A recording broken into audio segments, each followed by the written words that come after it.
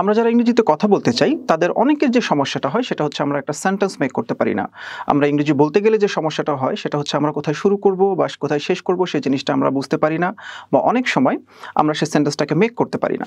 যেমন আমি যদি এই মুহূর্তে বলি যে আমি সাঁতার কাটতে জানি, এটার ইংরেজিটা কী হওয়া উচিত? অনেকের এটা নিয়ে অনেক রকমের সমস্যা হয়। তো এখানে আমরা বাক্যটাকে এইভাবে বলতে পারি, I know how to swim.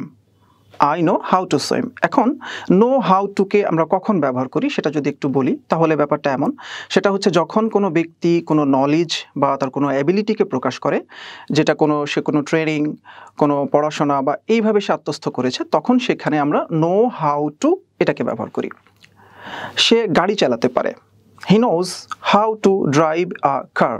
আমি আবার বলছি, সে গাড়ি চালাতে পারে, he knows how to drive a car.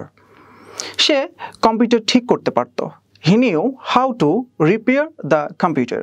He knew how to repair the computer.